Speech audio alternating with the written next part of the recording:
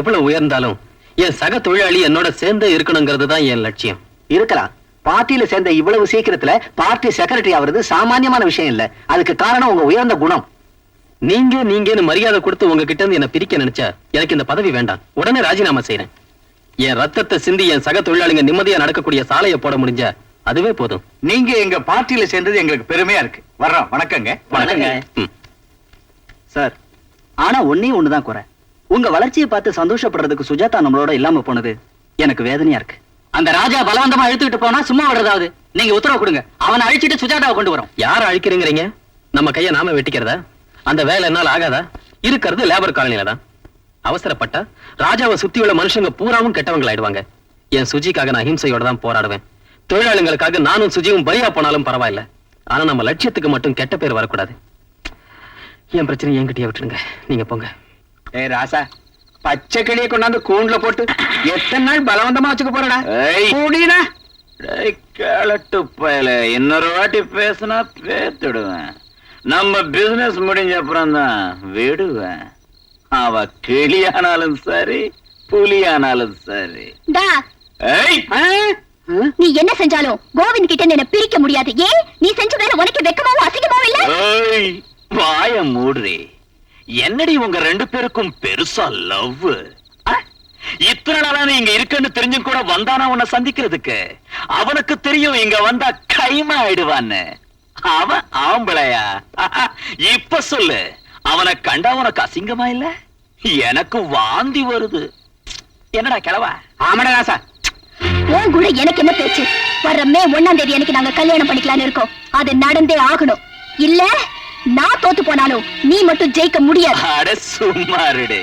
அவனை கட்டி காட்டி போனா ஒண்ணும் மோசம் போயிடாது. வாய மூடு. கல்யாண காட்சி இல்லாம மாடாட்டம் திரியறவன் தானையா நீ?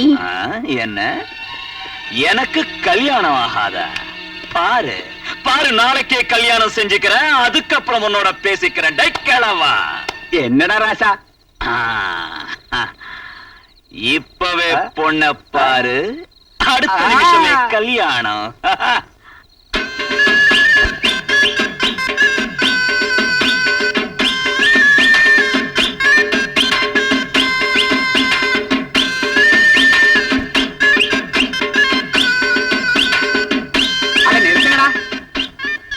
பொண்ணோட பேர் என்னவா? பகல் பேரு சந்திரகுமாரி, ராத்திரி பேரு சூரியகுமாரி. பொண்ணோட வயசு என்னவா? 19 தாண்டி 10 வருஷம் ஆச்சுங்க. எத்தனாவது கண்ணாலா? முதல் கண்ணாலப்பா. எத்தனை பேர் பிள்ளைங்க? இன்னும் குளிக்கலப்பா. அப்ப என்ன செய்யறான்? சாராயா வாரா. ஆய் என்ன செய்யுது? அதே தொழில் தான். இன்னும் யோசிக்கிறது என்ன? பையன் எந்திரிச்சு போய் பொண்ணை கிட்ட பாத்துக்கலாம்.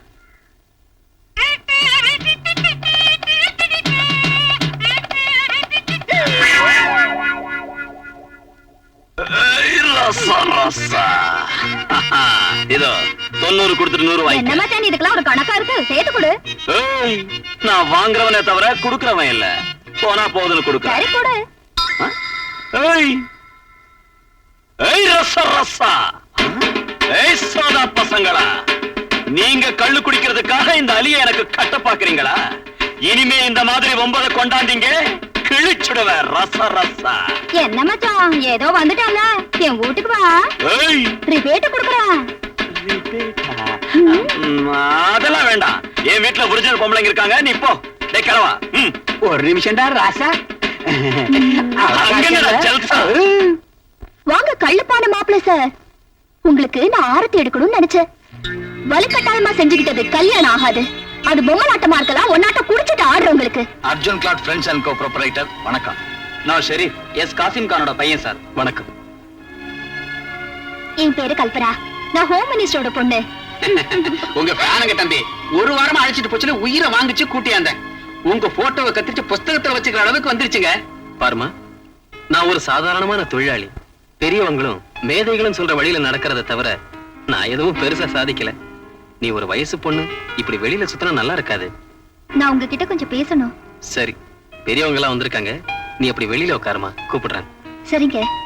இத்தனை பேர் பெரியவங்க என்ன தேடி வந்திருக்கீங்கன்னா காரணம் என்னன்னு எனக்கு புரியல.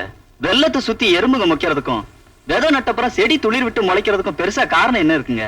நம்ம ஸ்டேட்ல உள்ள ஃபேக்டரி ஓனர்ஸ் எல்லாரும் ஸ்டேட் வைட் மீட்டிங் போட்டு உங்களை பத்தி பேசி ஒரு தீர்மானத்துக்கு வந்திருக்கோம். என்ன அந்த தீர்மானம்? உங்க வருங்காலம் சீக்கிரம் ரொம்ப பிரைட்டாக போகுது. மக்களுக்கு உங்க மேல உள்ள கிளாமர் அதிகமாக போகுது. பாத்தீங்களா அந்த பெண்ணை? இந்த வருஷம் ஸ்டேட் பாலிடிக்ஸ் பூராவும் உங்க கைக்குள்ள வந்துடுங்கிறது எங்க நம்பிக்கை. ப்ளீஸ், எனக்கு எந்த ஆசையும் இல்ல. என் தொழிலாளிகளுக்காக நான் வாழ்ந்தா போதும். நீங்க போய் லேபர் யூனியன் ஆபீஸ்ல இருங்க, நான் வரேன். சரிங்க.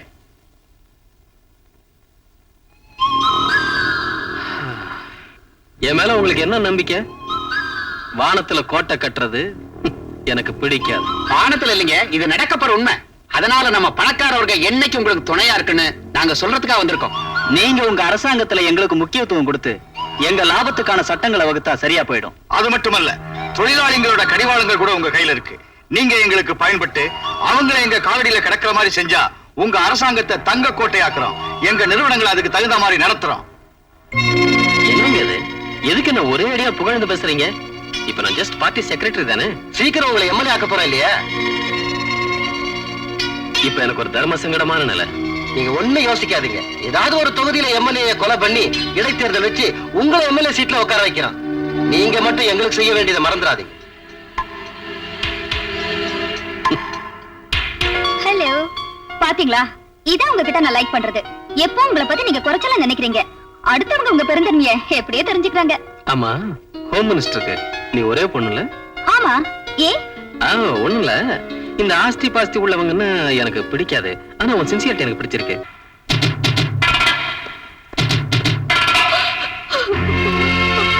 அழகமா சும்மாருமா. என்னம்மா இது சின்ன குழந்தையாட்டம்?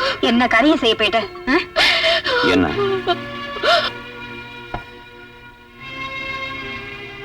நாங்க மட்டும் வராம போயிருந்தா இந்நேரம் தூக்கு போட்டுக்கிட்டு செத்து போயிருக்கோம் அந்த பொண்ணு. ஆனாலும் ஒரு பொண்ணை கஷ்டப்படுத்துறது நல்லது இல்ல. பாவம், படிச்ச பொண்ணு ரொம்ப வேதனையில இருக்கு. விட்டுடுறா. அவ தூக்கு போட்டுக்கிறாளோ கிணத்துல குதிக்கிறாளோ பாத்துக்கிட்டு சும்மா இருக்கணும். வாய திறந்தா பல்ல உடைச்சிடுவேன். சோம்பேறி. ஏய் ராசா, நமக்கு புத்தி இல்லைனாலும் கூட எதையாவது பார்த்து தெரிஞ்சுக்கணும். இல்ல யாராவது சொல்றதையாவது கேட்கணும். ரெண்டு இல்லாத உன்னாட்ட ஆளு மிருகத்துக்கு சமம். ஆமா, நான் மிருகம்தான்.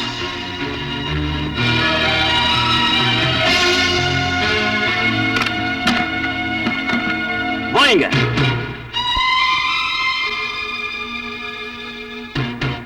சாவுல இருந்து தப்பிச்சுட்டேன்னு வருத்தப்படுறியா? உன்னை நான் தூக்குல போடுறேன். ஏறு ஏறு.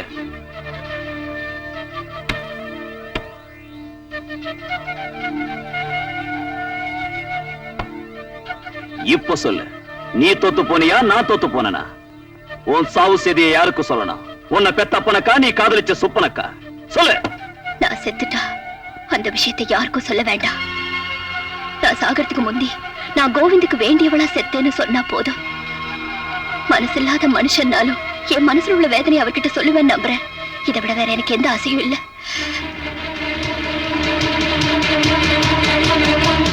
கோவிந்த், நம்ம ரெண்டு பேருக்கும் தொடர்பு இருக்குன்னு எல்லாருக்கும் தெரிஞ்சு போச்சு. அப்பாவுக்கு கூட தெரிஞ்சிடுச்சு. கலாட்டா ஆகிறதுக்கு முந்தி நானே சொல்லணும்னு இருக்கேன். எல்லாருக்கும் தெரியணும்னு, உங்க அப்பாவும் தெரிஞ்சுக்கணும்னு நான் தான் இதை செஞ்சேன். ஏ, நான் பார்ட்டி செக்ரட்டரி ஆவறதுல உங்க அப்பாவுக்கு இஷ்டம் இல்ல. என்ன கீழே இருக்கிறதுக்கு மேல் வர்க்கத்தோட சதி செய்யறாருன்னு தெரிஞ்சது. உங்க அப்பா கிட்ட சொல்லு, என்ன இறக்குறது இல்ல, நான் மேல போறதுக்கு வைக்கிற ஒவ்வொரு அடிக்கும் உங்க அப்பா தான் ஏற்பாடு செய்யணும். என் நாட்டு அரசியல்வாதிக்கு உன் நாட்டு சென்டிமெண்ட் கிள்ளி போடுறது சாதாரண விஷயம்.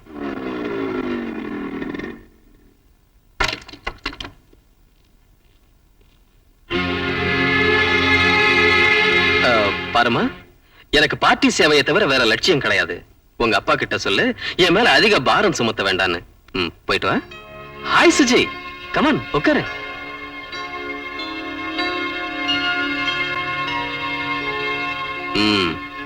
என்ன விஷயம்? நீ ஒண்ணும் சொல்ல வேண்டாம், நான் சொல்றேன். கோவிந்த், இவங்க அப்பா கொடுத்த கூலிக்கு என் பிசினஸ் முறையில இந்த பொண்ணை உன்கிட்ட இருந்து கொண்டு போய் மனச மாத்தி பிரிக்கலாம்னு நினைச்சேன். நம்ம அன்பை பத்தி எவ்வளவோ சொல்லி அவர் மனச மாத்தின. அவரே என்ன நேர்ல உங்ககிட்ட ஒப்படைக்கிறதுக்காக இங்க அடிச்சிட்டு வந்தாரு. உனக்காக தூக்குல தொங்க போச்சு. நானே கொன்னுடுறேன்னு மிரட்டினாலும் சாவரத்துக்கு முந்தி கூட உன்னை பத்தியே பேசிச்சு. அதனாலதான் இங்க கொண்டாந்தேன். ஏய், அவங்க அப்பன் கிடக்குறான். உங்க கல்யாணத்தை நான் நடத்தி வைக்கிறேன். கிட்னாப்பிங், தற்கொலை, தியாகம். நல்லா இருக்கு. நீ விசித்திரமானவன், இவன் ரொம்ப வேடிக்கையானவன். சுஜி, நீ அன்னைக்கு என்கிட்ட தான் இருக்கணும்னு வந்த, ஆனா இவனோட போயிட்ட. போகட்டும், அங்கேயாவது தங்கிடுவேன்னு நினைச்சேன், திரும்பி என்கிட்டயே வந்துட்ட. இது பொம்மலாட்ட மாதிரி இருக்குல்ல? அதெல்லாம் எங்க அப்பா செஞ்சது. செஞ்சது யாரா இருந்தாலும் நீ ஒரு ரவுடி வீட்டுல 10 நாள் தங்கி இருந்திருக்க. முதல் நாள் அவன் பலவந்தம் பண்ணிருக்கலாம், 2வது நாள் நீ சக்தி எழுந்திருக்கலாம், 3வது நாள்ல இருந்து சந்தோஷமா மாறி அவனோட உறவு கொண்டிருக்கலாம். இந்த வண்டு தேனை குடிச்சு முடிச்சதும் உன்னை வெளியே தள்ளி இருக்கலாம். இந்த காளி பயலோட சேர்ந்து காதல் நாடகம் ஆடி என் கழுத்துல உட்காரணும்னு வந்திருக்க. அப்படிதானே? ராஜா, நீரு கோவிந்த், வாயமுட. இப்ப சமூகத்துல எனக்கு ஒரு கௌரவம், ஒரு பாட்டில பெரிய பதவி இருக்கு. ஒரு அடியாள் ராஸ்கல் கெடுத்து கைவிட்டவள இன்னொரு வாட்டி அந்த தப்பான வார்த்தையை சொன்ன உன் ரத்தத்தை குடிச்சிடவே என்னடா நினைச்சுக்கிட்ட? ராஜா, பாரு, இந்த பொண்ணு ரொம்ப நல்லவ. அவ உன்னை உயிருக்கு உயிரா விரும்புறா. தப்பு ஏதாவது இருந்தா அந்த பொண்ணை கொண்டு போனதுன்னா என்ன எது வேணும்னாலும் செஞ்சுக்க. அந்த பொண்ணை ஏத்துக்க. பேச்சு அனாவசியம். போற வழியா. ராஜா, விடு. ராஜா, நான் அவர்கிட்ட பேசணும். வெளியில போ.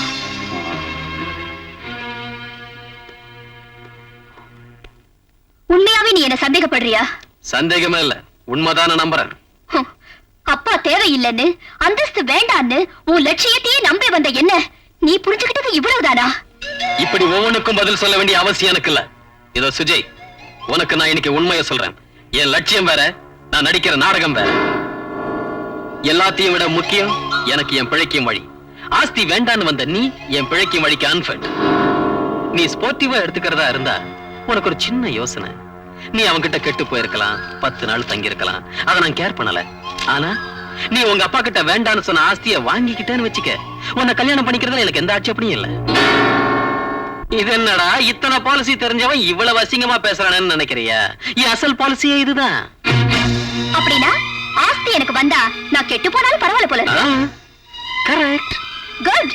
நீ பெரிய மனுஷங்க பட்டியல்ல சேர்ந்ததுக்கு எனக்கு ரொம்ப சந்தோஷம். ஆனா ஒண்ணு நினைவு வச்சுக்க, நீ ராஜாவை சொன்னியே போக்கிரி, ரவுடி, அடியாள்னு, அவனோட கால் தூசுக்கு கூட நீ ஈடாக மாட்ட.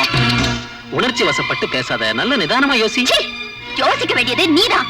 இந்த வார்த்தையை என்கிட்ட பேசுனதுனால பொழைச்சு போற.